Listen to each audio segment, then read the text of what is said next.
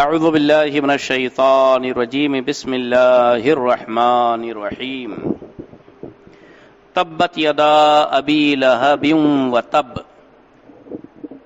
ما اغنى عنہ مالہ وما کسب سیصلی نارا ذات لہب وامرأتہ حمالة الحطب في جيدها حبل من مسد صدق الله العلي العظيم وصدق رسوله النبي الأمين المتين الكريم ونحن على ذلك لمن الشاهدين والشاكرين والحمد لله رب العالمين. درود پاک پڑھے اللهم صل على سيدنا ومولانا محمد وعلى آل سيدنا ومولانا محمد وبارك وسلم صلاة وسلاما عليك يا رسول الله وعلى آلك واصحابك يا نور الله صلی اللہ تعالی علیہ وسلم. سورہ لہب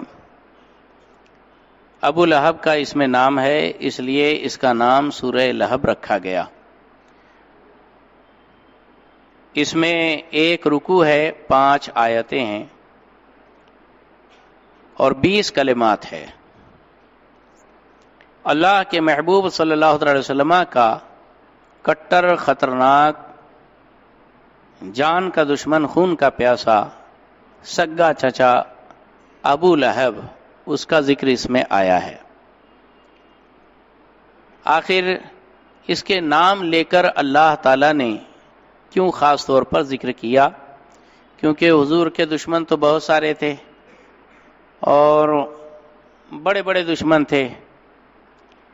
ابو لہب بھی کوئی کم نہیں تھا، وہ بھی سب سے بڑھ کر ہی تھا.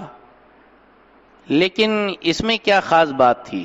وجہ یہ تھی کہ دشمن اگر دشمنی کرے تو غیر اگر کوئی مطلب ایسا برتاؤ کرے تو اس سے زیادہ احساس نہیں ہوتا انسان کو. اگر خود اپنا گھر کا، اپنا قریبی جس کا حق ہو کہ وہ آپ کی حمایت کرے، وہی اگر مخالفت کر رہا ہو، اپنوں کے منہ سے آپ اپنی برائی اگر سن رہے ہوں اور آپ کو کوئی اپنا برا بھلا کہہ رہا ہو تو اس کی تکلیف کچھ زیادہ ہی ہوتی ہے.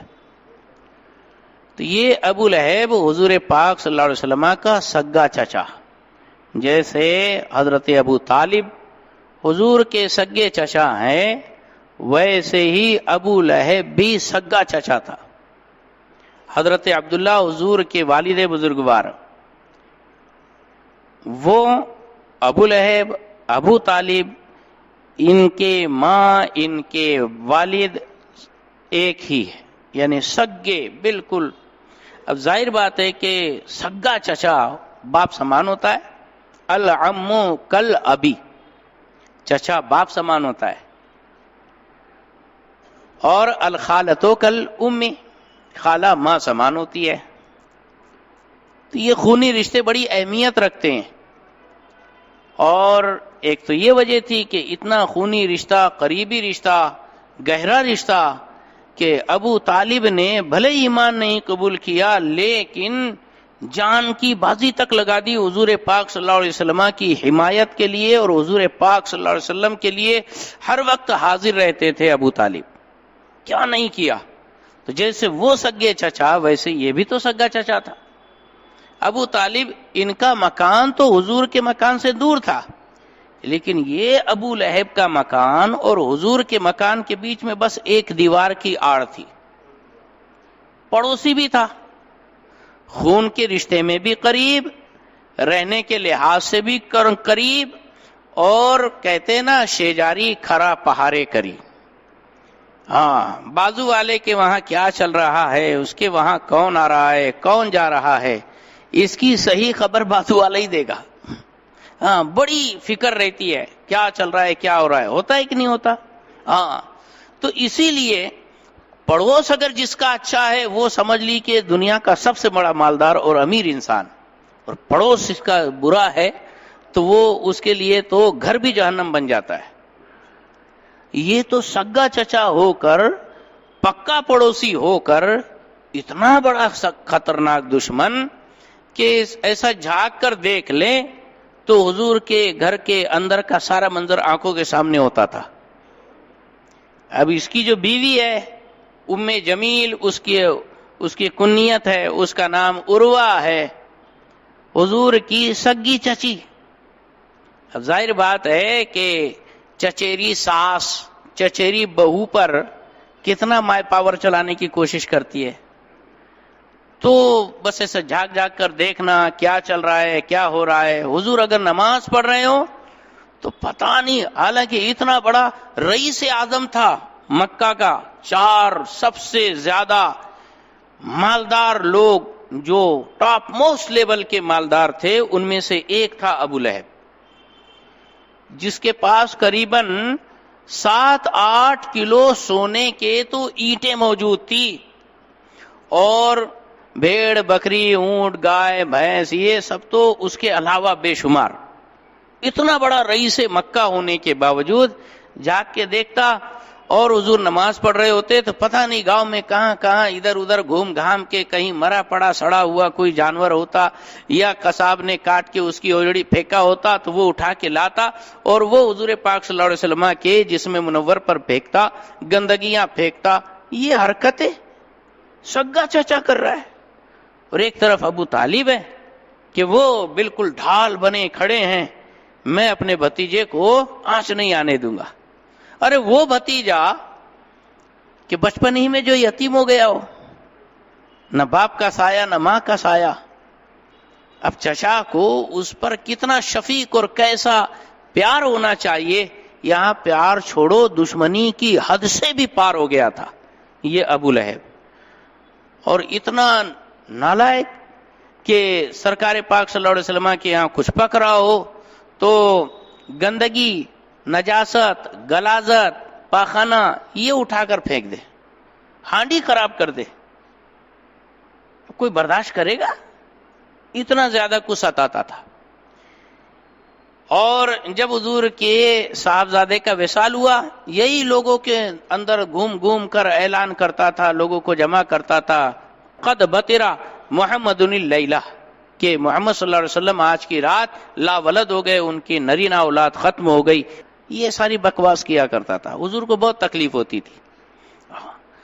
حضور پاک صلی اللہ علیہ وسلم نے سب سے پہلے اعلان حق جو فرمایا تو فاران کی چوٹی پر کھڑے ہو کر حضور پاک صلی اللہ علیہ وسلم نے ایھا العصابہ کہہ کر پکارا.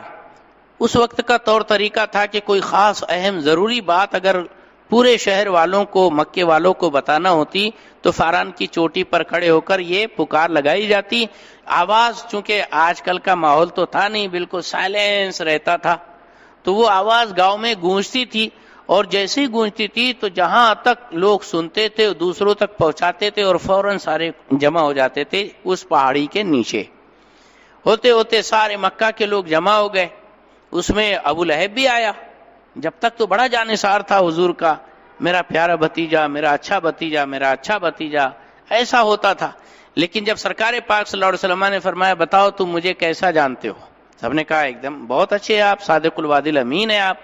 کہا کہ اگر میں یہ بتاؤں کہ اس پہاڑ کے پیچھے ایک لشکر ہے جو تمہارے اوپر حملہ آور ہونا چاہتا ہے، تم میری بات مانو گے؟ کہا آپ بول رہے تو مان لیں گے. کہا جب میرے اوپر اتنا یقین ہے نا تو یقین جانو اللہ ایک ہے، یہ سارے معبود باطل ہے، یہ پتھر کوئی خدا نہیں ہوتا، یہ مخلوق ہے، خالق وہ ہے جس نے ہم کو، ان کو، سب کو، ساری کائنات کو پیدا کیا. قولوا لا الہ الا اللہ تفلحون، کہ لا الہ الا اللہ کہو کامیاب ہو جاؤ گے. اس وقت سب سے پہلے اگر کسی کو انگار لگی تھی تو یہی ابو لہب تھا. انگلی اٹھا کے کہتا ہے کہ یا محمد الہذا جمعتنا، کہ اے محمد صلی اللہ علیہ وسلم اس کے واسطے تم نے ہم کو جمع کیے؟ آپ نے تو ہمارا دن برباد کر دیا، وقت خراب کیا. یہ کہہ کر واپس گیا. اللہ اکبر. اس نے ہاتھ اٹھا کر حضور پاک صلی اللہ علیہ وسلم کی طرف اشارہ کر کے یہ بات کہی، انگلی نچا کر کہی. اللہ رب العزت نے جاہو جلال میں ارشاد فرمایا میرے محبوب پر کوئی انگلی اٹھائے، ارے بغل سے اس کے ہاتھ اکھاڑ ڈالیں گے. ہاں تبت یدا ابی لہب و تب، ابو لہب کے دونوں ہاتھ ہلاک ہو جائے اور اس کے دونوں ہاتھ ٹوٹ گئے. انگلی دکھایا تھا نا، تو پتا چلا کہ عشق رسول کا تقاضا یہی ہونا چاہیے کہ سم بکمن امیون بن کر آنکھیں بند کر کے ہاں پاگل ہوں گا، ہاں بکنے دو، نہیں بس چلے تو بالکل انگلی کی جگہ ہاتھ اکھاڑ کے پھینکو. تب پتا چلے گا کہ مصطفیٰ کی عظمت کیا ہے. یہ آیت پاک سے سبق ملا.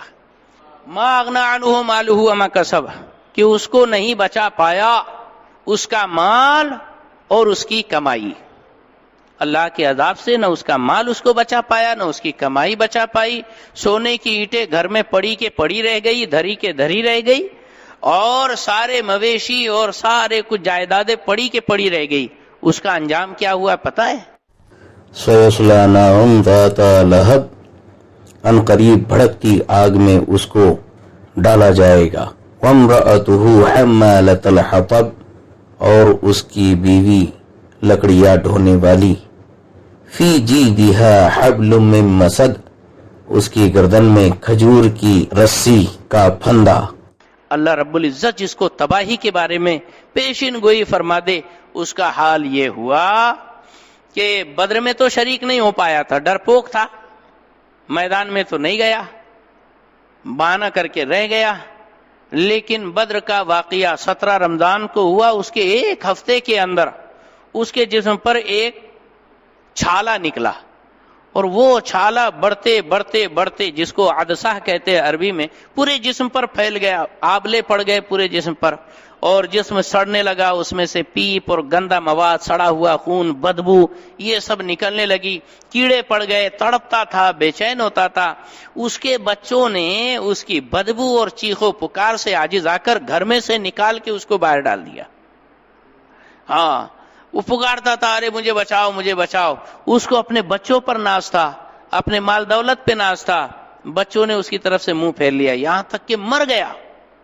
ایڑی رگڑ رگڑ کے مرا. اور جب مر گیا تو اس کے بعد بھی بچوں میں وہ غیرت بھی ختم ہو گئی کہ اٹھا کے اس کو گاڑے، دفن کرے، کفن دے، کچھ کرے. وہ 3 دن تک کی اس کی لاش پڑی رہی. جب بدبو بہت زیادہ ہونے لگی اور کیڑے مکوڑے اس کو بالکل کھانے لگے، گاؤں کے لوگ، مکے کے لوگ بچوں کو لان تان ملامت کرنے لگے، برا بلا بکنے لگے.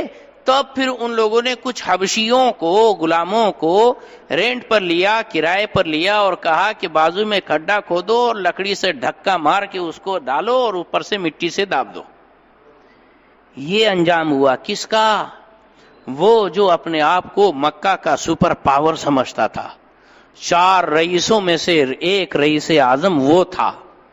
اللہ اکبر. لیکن کی محمد سے وفا تو نے تو ہم تیرے ہیں، یہ جہاں چیز ہے کیا لوح و قلم تیرے ہیں.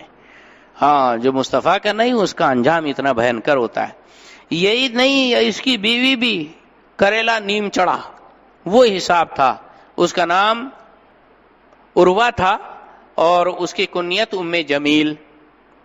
اتنے بڑے رئیس کی بیوی، اور حضرت ابو سفیان کی سگی بہن تھی.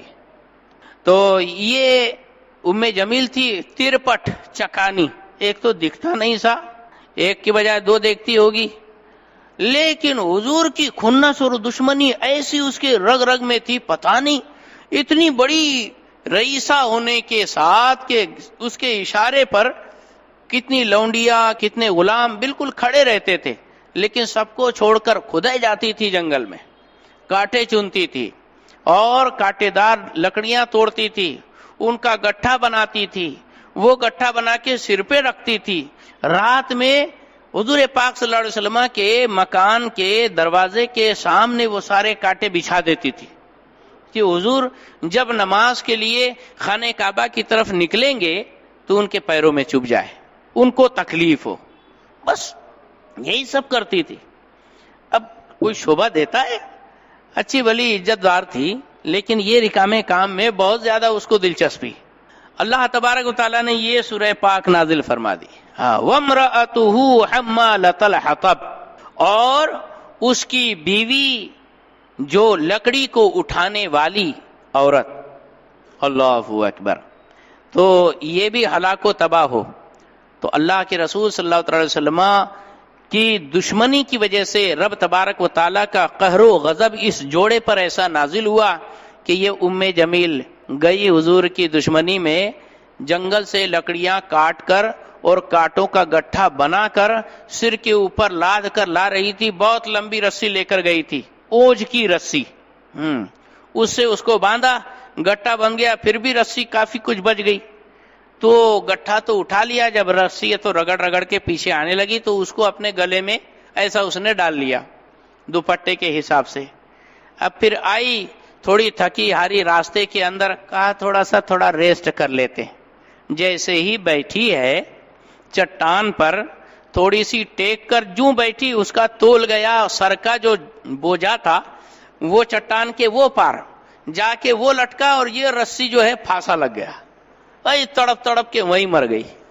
या अल्लाह, घर में देख रहे अब आएंगी मैडम, तब आएंगी मैडम, मैडम का तो पता नहीं। अब जब ढूंढने निकले तो पता चला कि वो देखो कहाँ मरी पड़ी है, हाँ गले में फांसा लगा हुआ है, वहीं एकदम टेढ़ी वाकड़ी। हाँ, ये हाल जो रसूलुल्लाह सल्लल्लाहु अलैहि वसल्लम से दुश्मनी करेगा दुनिया में, चाहे वो जितना क्यों ना रईस आजम हो और कितना बड़ा क्यों ना धन धोकड़ा हो, लेकिन ऐसी मौत इबरत की मरेगा कि सारी दुनिया देखते रहेगी। अल्लाह रब्बुल इज्जत ने ये सूरत जब नाजिल फरमा दी, उसके तो तन बदन में आग लग गई उम्मे जमील के। हाँ, मेरे बारे में ऐसा कहते, हम्मालतल हतब कहते मुझे, लकड़ी ढोने वाली हम्मालन कहते हैं मुझे, नहीं छोड़ूंगी। पत्थर उठाया, हुजूर पाक सल्लल्लाहु अलैहि वसल्लम को ढूंढने के लिए निकले। सरकार पाक सल्लल्लाहु अलैहि वसल्लम खाने काबा के पास सिद्दीक अकबर यारे गारे मुस्तफ़ा जाने सारे मुस्तफ़ा हजरत सिद्दीक अकबर के साथ बैठे हुए थे। हजरत सिद्दीक ने देख लिया कि सामने से आ रही है ये, हाथ में इसका पत्थर है और बहुत भयंकर खौफनाक चेहरा बनाए हुए, कुछ भी औल फौल बकते हुए आ रही, बड़बड़ाते हुए। सरकार से अर्ज किया, हुजूर आ रही है, कहीं कोई तकलीफ न पहुंचा दे, हाथ में पत्थर भी नजर आता है। सरकार ने फरमाया, वो देख ही नहीं पाएगी, वो देख ही नहीं पाएगी। आई सामने, कहा किधर है तुम्हारे साथी मोहम्मद, कहाँ है? कहा देख लो कहाँ है। तो कहा अच्छा। फिर ऐसे ऐसे बन बुन करते हुए इधर से उधर निकल चलेगी। सरकार पाक सल्लल्लाहु अलैहि वसल्लम सामने है लेकिन उसको नजर नहीं आए। ये सरकार पाक सल्लल्लाहु अलैहि वसल्लम की शान आजमत निशान। अल्लाह रब्बुल इज्जत ने इरशाद फरमाया, युरिदुना लियुत्फिउ नूरल्लाहि बिअफ़वाहिहिम, ये लोग चाहते हैं कि अल्लाह के नूर को फूंक मार मार कर बुझा दे। वल्लाहु मुतिम्मु नूरिहि वलौ करिहल काफिरून, अल्लाह ताला अपने नूर को कामिल करके रहेगा, अगरचे ये काफिर उसको नापसंद करें, लेकिन अल्लाह तो अपने महबूब के नूर को कामिल तमाम फरमाएगा। यही हाल है कि आला हजरत इमाम अहले सुन्नत फाजिल बरेलवी रदी अल्लाह तआला अन्हु फरमाते हैं, जान है जान क्या नजर आए, क्यों अदू गिरदेगार फिरते हैं। अल्लाह के रसूल सल्लल्लाहु अलैहि वसल्लम जान है और जान रहती है, नजर तो नहीं आती। अल्लाह के रसूल सल्लल्लाहु अलैहि वसल्लम थे वहां मौजूद, लेकिन उम्मे जमील को नजर नहीं आए। इस सूरह पाक से सरकार की अजमत का पता चला, हुजूर के दुश्मनों का खौफनाक अंजाम पता चला, गुस्ताखी रसूल की सजा का पता चला, और यह भी मालूम पड़ा कि अगर कोई हुजूर की गुस्ताखी करता है तो वो किसी रियायत और किसी सहूलत का हकदार नहीं होता। उंगली दिखाए कांधे से हाथ उखाड़ने का हकदार है, एक नहीं दोनों हाथ छाट देने का वो हकदार बनता है। अल्लाह ने यही इरशाद फरमाया, तब्बत यदा अबी लहबिन व तब, के अबू लहब के दोनों हाथ तबाह हो जाए और वो पूरा तबाह हो बर्बाद हो गया। ये अल्लाह का फरमाने आलीशान हमें तालीम देता है। इलाह आलमीन हमें इश्क रसूल में कामिल अकमल बनाए और अपने महबूब पाक सल्लल्लाहु अलैहि वसल्लम की सुन्नत और शरीयत पर अमल करने की तौफीक रफ़ीक अता फरमाए। दीन हक मसलक के आला हज़रत पर सिबात कदमी अता फरमाए। रब्बना आतिना फिद दुनिया हसनतन व फिल आखिरति हसनतन व क़िना अज़ाबन नार। व सल्लल्लाहु तआला अला खैरि ख़ल्क़िही सय्यिदना व मौलाना मुहम्मद व आलिहि व अस्हाबिही अजमईन बिरहमतिका या अरहमर राहिमीन।